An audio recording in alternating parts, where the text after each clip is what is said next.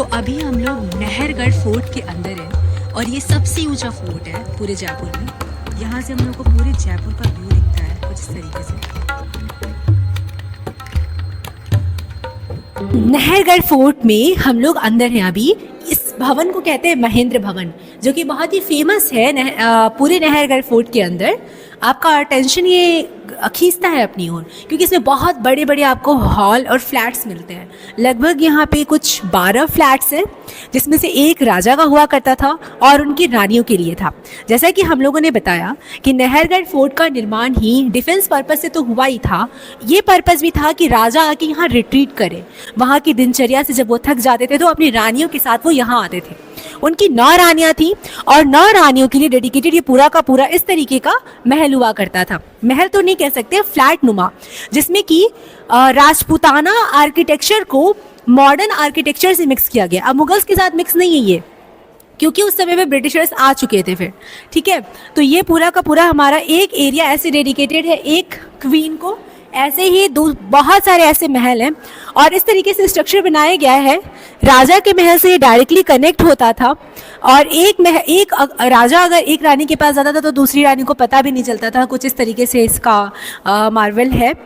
और 1857 के टाइम पे जब पूरे यूरोपियंस पे इंडियन टूट पड़े थे, हमारा जो प्रथम स्वतंत्रता संग्राम था, उस समय पे यहाँ पर सारे यूरोपियंस आके छुपे थे ताकि उनको जो खूंखार उस समय बने हुए थे अपने देश को आज़ाद कराने के लिए, उनसे सेफ्टी मिल सके। फिर आज़ाद हुआ जब भारत, तो काफ़ी कई सालों तक 10, 15, 20 सालों तक ये टोटल निगलेक्ट में जा चुका था, कोई नहीं आता था यहाँ पे। फिर धीरे धीरे इस पर गवर्नमेंट का ध्यान गया और फिर से रेनोवेट कराया गया। और अब देखिए लगभग हज़ारों टूरिस्ट, पीक सीज़न में तो 10,000 टूरिस्ट यहाँ पे आते हैं, इसको एक्सप्लोर करते हैं, यहाँ की दीवारों को देखते हैं। और सबसे सुंदर चीज़ कि यहाँ से पूरे जयपुर सिटी का व्यू दिखता है। तो हम इमेजिन कर सकते हैं कि राजा जयसिंह के समय पे जब वो यहाँ पे रिट्रीट के लिए आते होंगे और यहाँ से पूरी सुंदर सुंदर वादियाँ दिखती होंगी, क्योंकि पॉपुलेशन डेंसिटी वहाँ पे उस समय पे उतना नहीं था। तो ये एक परफेक्ट रिट्रीट, ऐसे लगता है ऐसा कि आपके शहर के पास ही एक माउंटेनियस रिट्रीट मिल गया हो।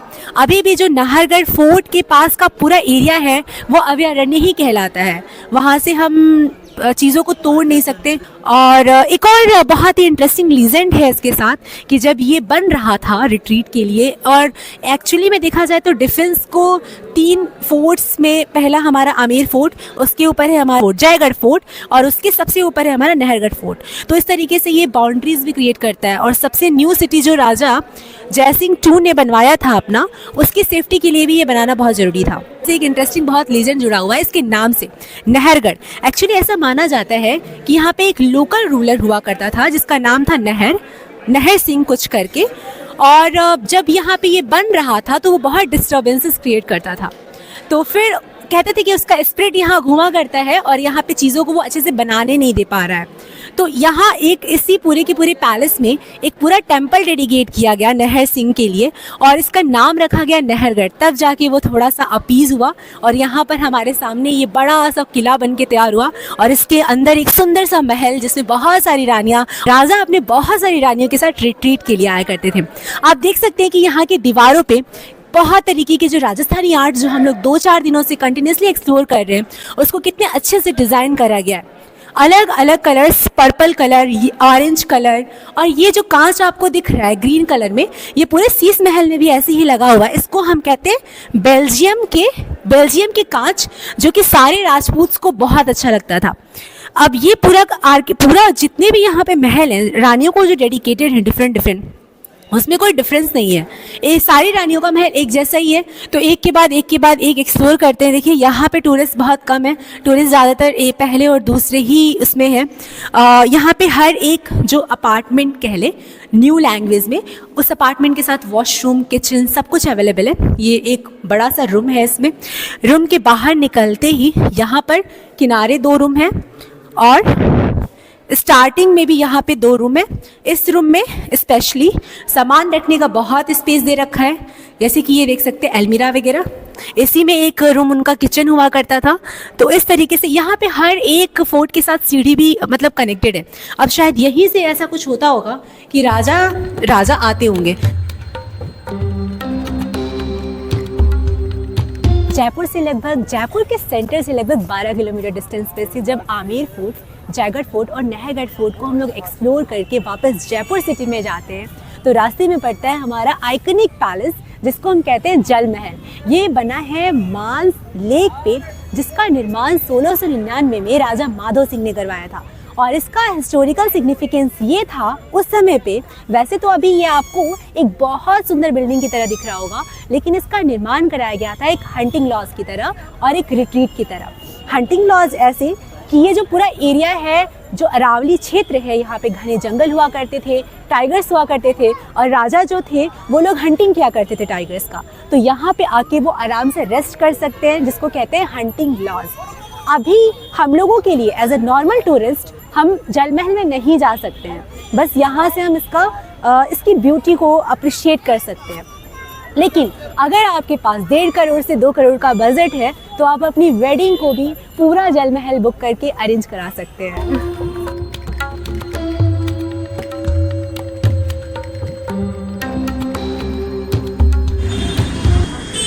ये है हवा महल, जयपुर का हवा महल, जिसको बनाया गया था इसलिए ताकि जो राजपूतानियाँ थी वो पर्दा प्रथा को रिस्पेक्ट करते हुए भी शहर के सारे हलचल को देख सकें। तो ये पतले पतले झरोखे हैं, इसमें छोटी छोटी एकदम बारीक, जहाँ से अगर थोड़ी सी भी हवा चलेगी तो आपको अंदर तेज़ हवा लगेगी और बाहर से आप कुछ भी नहीं देख सकते हो कि अंदर क्या हो रहा है, और अंदर से सब कुछ क्लियरली विजिबल होता है। तो ये है हमारा 5 मंजिला हवा महल, जो कि आर्किटेक्चर का एक बेहद सुंदर नमूना है।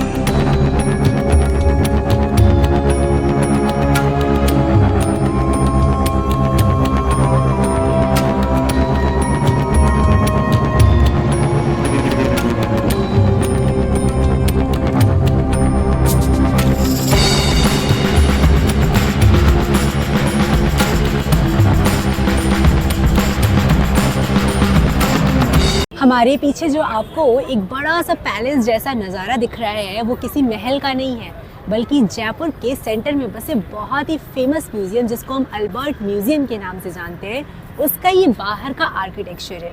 ये तो इतना सुंदर आर्किटेक्चर है कि ये पूरा म्यूज़ियम में रखने लायक है, लेकिन ये खुद ही म्यूज़ियम है। इसमें 2 फ्लोर्स हैं और कई दीर्घाएँ हैं।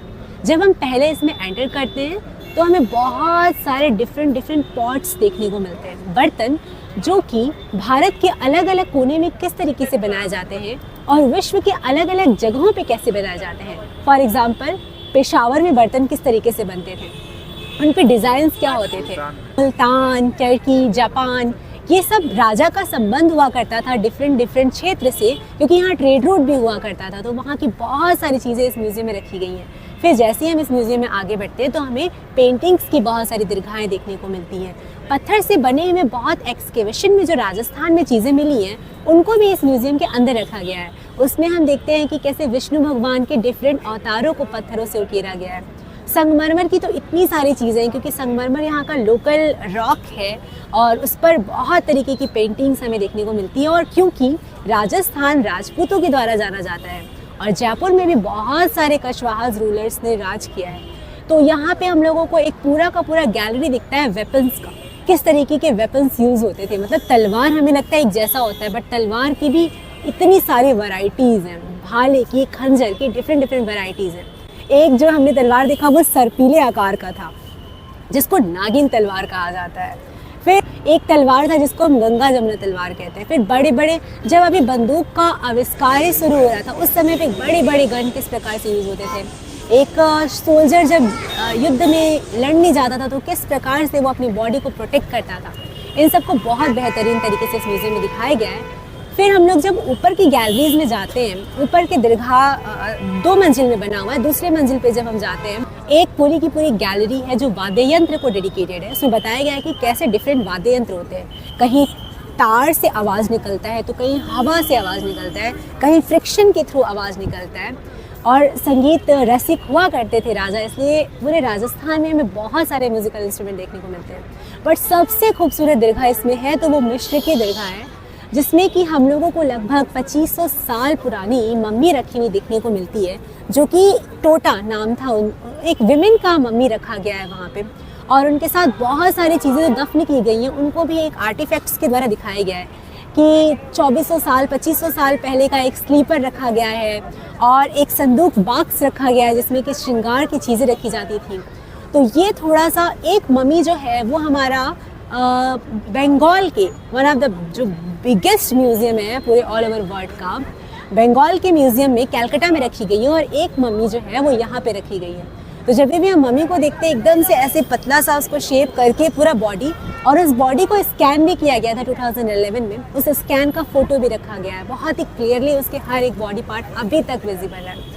पूरे एस्टॉनिशमेंट के साथ जब आप इस गैलरी से बाहर आते हो, और जब रात में, सबसे अच्छी बात यह है कि इसका टाइमिंग रात में भी ये 8:30 बजे तक खुला रहता है। तो अगर आप पूरे फोर्ट्स वगैरह करके आते हैं, जल मंदिर वगैरह सब कुछ, जल महल वगैरह, हवा महल तो रास्ते में ही हमें खूबसूरत तरीके से दिख जाता है, उसके बाद भी हम इस म्यूज़ियम को बहुत आराम से 1 से 1.5 घंटे में एक्सप्लोर कर सकते हैं।